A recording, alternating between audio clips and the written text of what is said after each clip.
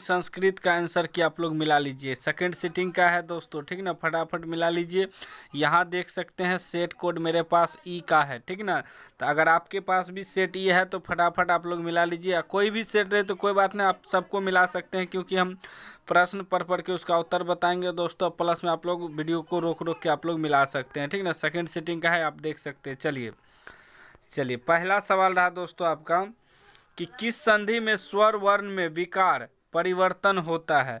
तो सी इसका correct answer हो जाएगा, स्वर, ठीक ना। चलिए ज़्यादा बात नहीं करेंगे दोस्तों, फटाफट आंसर बताते जाते हैं, आप लोग मिलाते जाइए, ठीक। और वीडियो को लाइक कर दीजिए, चैनल को सब्सक्राइब कर दीजिए, शेयर भी करिए वीडियो को, ठीक। चलिए दूसरा सवाल रहा आपका, देवेशः में किन किन वर्णों की संधि हुई है। तो इसका डी करेक्ट आंसर हो जाएगा, ओ जोड़ ई। चलिए आप लोग फटाफट आंसर मिलाते जाइए, ज़्यादा बात नहीं करना है। चलिए तीसरा है, विसर्ग संधि का उदाहरण कौन सा है।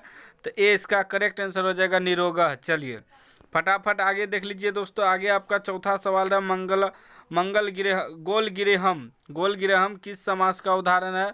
तो बी इसका करेक्ट आंसर हो जाएगा, कर्मधारय। चलिए आगे देख लीजिए। आगे आपका 5 नंबर का सवाल रहा, वेदांत दर्शन के प्रवर्तक कौन है। तो बी इसका करेक्ट आंसर हो जाएगा, बादरायण। चलिए फटाफट आपको आंसर मिलाते जाना। 6 नंबर का सवाल है, वो शांति के निवारण का उपाय किस पाठ में वर्णित है। तो इसका एक करेक्ट आंसर हो जाएगा, विश्व शांति। चलिए फटाफट अगला सवाल देख लीजिए। 7 का है, ओ वेरेन करुणाया मैत्री भावेन च शांति भवती। तो 20 का करेक्ट आंसर हो जाएगा, पर्याप्त। अगर आप लोग बी मारे हैं तो आपका करेक्ट है। और दोस्तों बताइएगा कमेंट में कितना सही हो रहा है, लास्ट में आप लोग बता दीजिएगा कितना आपका सही आया है, कितना आपका नंबर आएगा, ठीक। चलिए 8 नंबर का सवाल है, किससे असहिष्णुता जन्म लेती है। तो सी इसका करेक्ट आंसर हो जाएगा, शत्रुता। दोस्तों यह सब सवाल हम खूब पढ़ाए थे, लेकिन आप लोग वीडियो ही नहीं देखे, ठीक है। सारा सवाल उसी से लड़ा है। चलिए 9 नंबर का है, किससे शांति होती है। तो बी इसका करेक्ट आंसर हो जाएगा, परोपकार। यह भी सवाल हम पढ़ाए थे मॉर्निंग में। चलिए 10 नंबर का है, तथा जोड़ एव की संधि क्या होगी। तो ए इसका करेक्ट आंसर हो जाएगा, तथैव। चलिए फटाफट हम आंसर बताते जाते हैं। 11 का है, लौकिक संस्कृत साहित्य की कवित्रियों में प्रथम कल्पा कौन है। तो सी इसका करेक्ट आंसर हो जाएगा, विजयांगा, ठीक ना।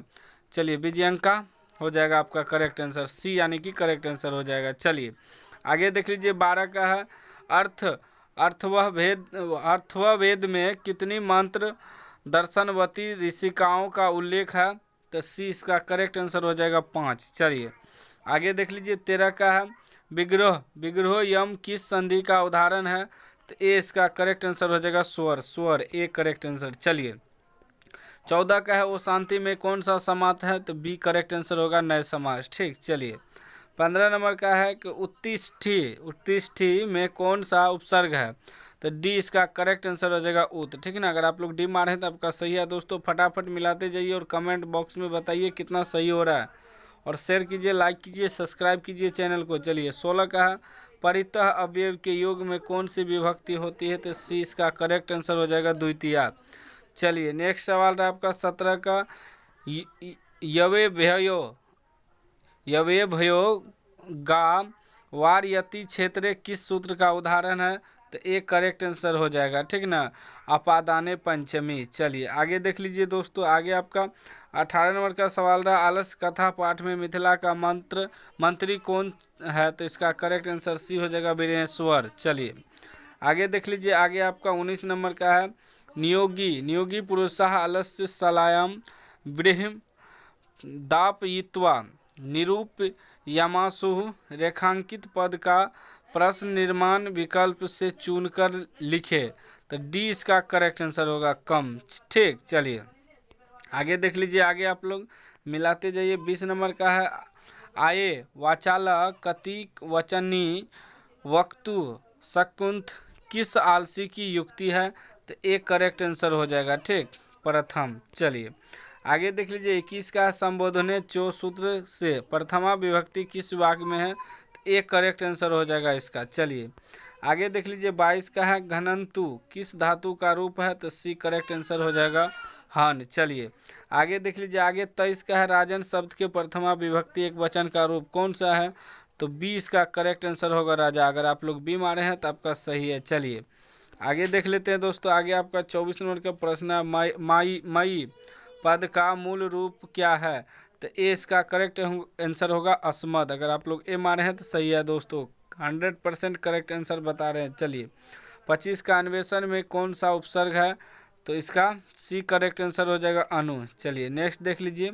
नेक्स्ट रहा 26 का हिरणमयन हिरणमयन में कौन सा प्रत्यय है? तो एक करेक्ट आंसर हो जाएगा मयट। चलिए अगला सवाल रहा आपका 27 का क्वरवन पद किस प्रत्यय से बना है? तो सी इसका करेक्ट आंसर हो जाएगा कत्व। चलिए आगे देख लीजिए 28 का है नम जोड़ कत्व से कौन सा पद बनेगा? तो ए इसका करेक्ट आंसर हो जाएगा नमितम। चलिए फटाफट मिलाते जाइए। 29 का है गय धातु के लिट लकार उत्तम पुरुष एक वचन का रूप कौन सा है?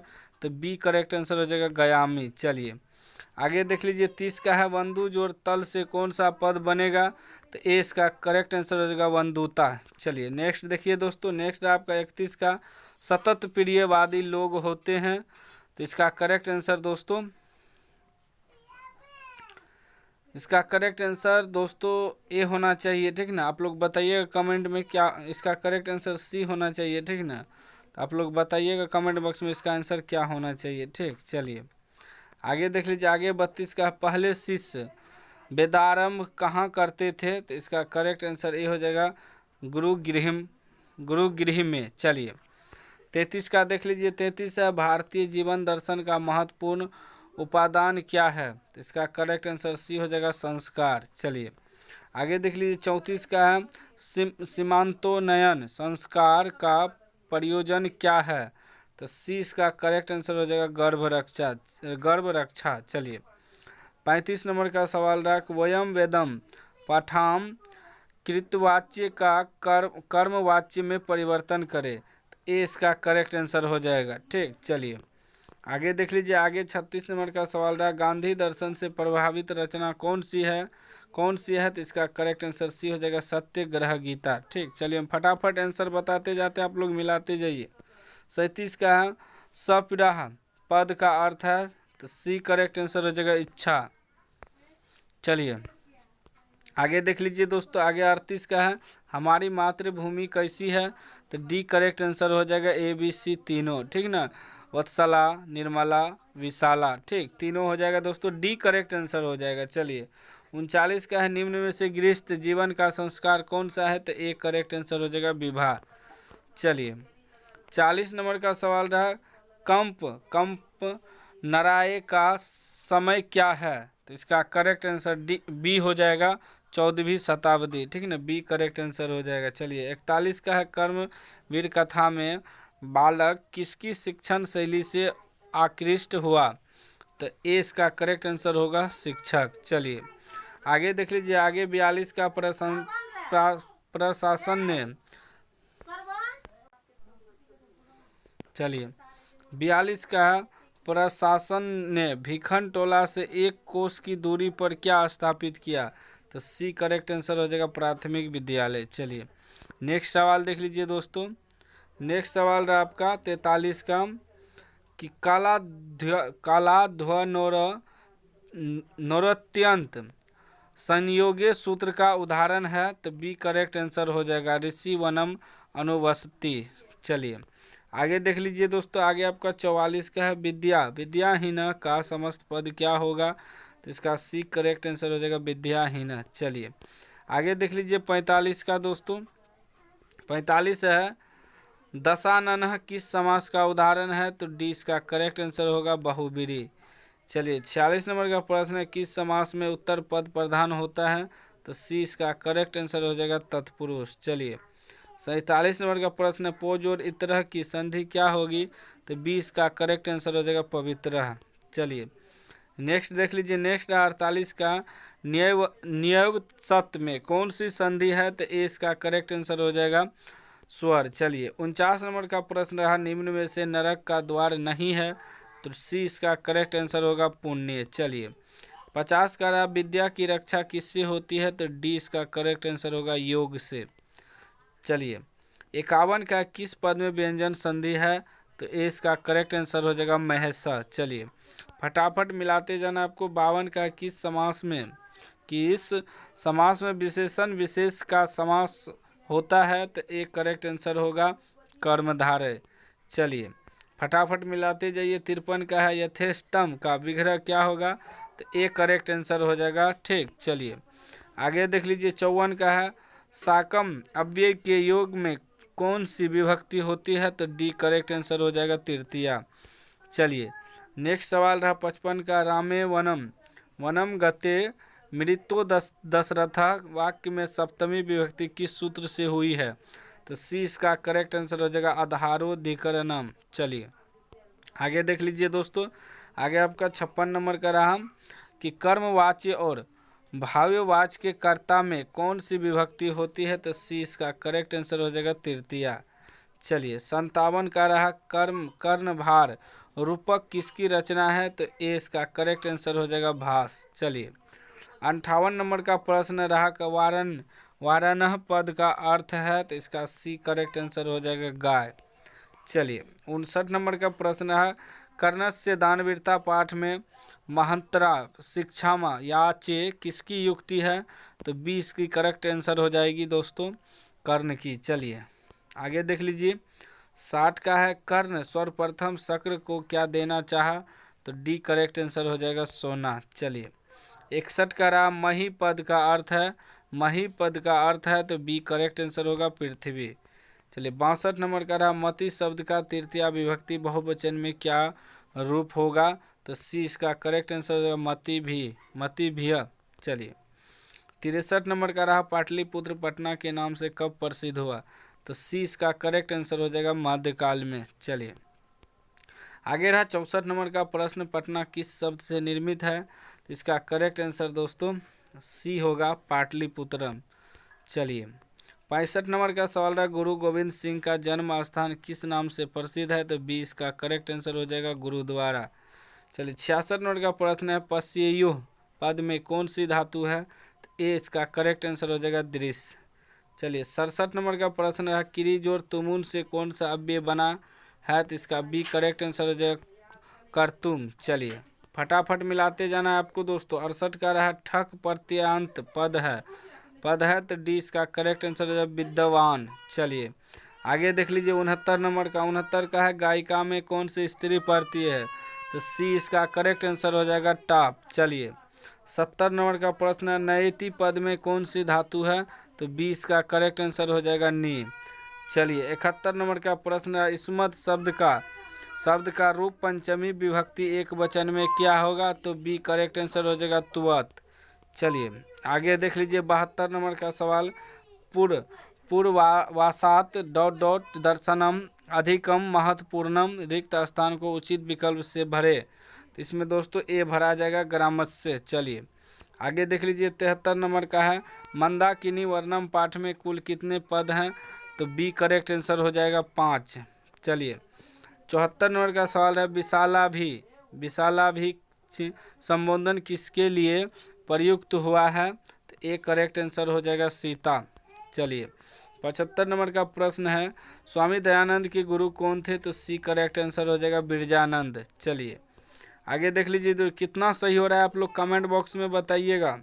76 नंबर का है मूल शंकर से मूर्ति पूजना प्रति अनस्था जाता रेखांकित पद का प्रश्न निर्माण होगा, तो ए इसका करेक्ट आंसर हो जाएगा कम। चलिए 77 नंबर का सवाल रहा स्वामी दयानंद का जन्म कहाँ हुआ था, तो सी करेक्ट आंसर हो जाएगा टकारा नामक गांव में। चलिए आगे देख लीजिए 78 नंबर का प्रश्न रहा सत्यार्थ प्रकाश के लेखक कौन है, तो बी इसका करेक्ट आंसर हो जाएगा स्वामी दयानंद। चलिए 79 नंबर का प्रश्न रहा भिखन टोला गाँव कहाँ है, तो ए करेक्ट आंसर होगा बिहार में है दोस्तों। ठीक कितना सही हो रहा है कमेंट बॉक्स में लिखिएगा। 80 का है उद्योगिनम प्रोसिंह उपेति रिक्त स्थान की पूर्ति उचित विकल्प से करे, तो इसमें डी भरा जाएगा दोस्तों यानी कि लक्ष्मी।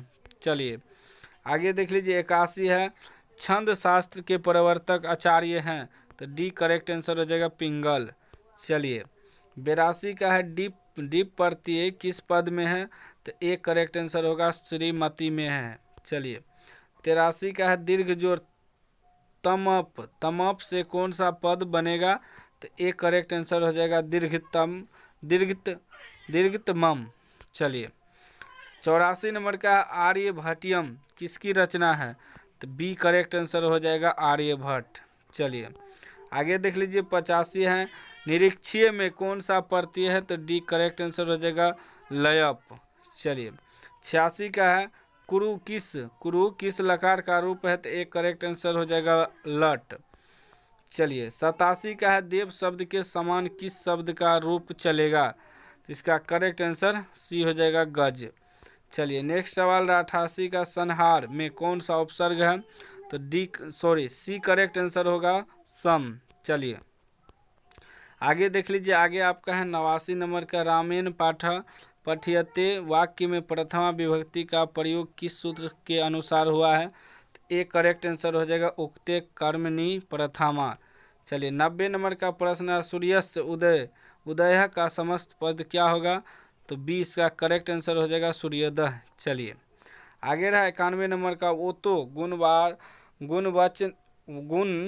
गुणवचनात् सूत्र से डिस प्रत्यय किस पद में हुआ है? तो इसका एक करेक्ट आंसर हो जाएगा रजकी। चलिए आगे देख लीजिए 92 का, भव का स्त्रीलिंग रूप क्या होगा? तो भवती हो जाएगा, डी करेक्ट आंसर हो जाएगा। चलिए आगे रहा आपका सवाल 93 का, व्याघ्र पथिक कथा में दान धर्मादिक चर्तु भवान किसका कथन है? तो धार्मिक, ए का कथन है, एक करेक्ट आंसर हो जाएगा। चलिए 94 हितोपदेश में कैसा ग्रंथ है?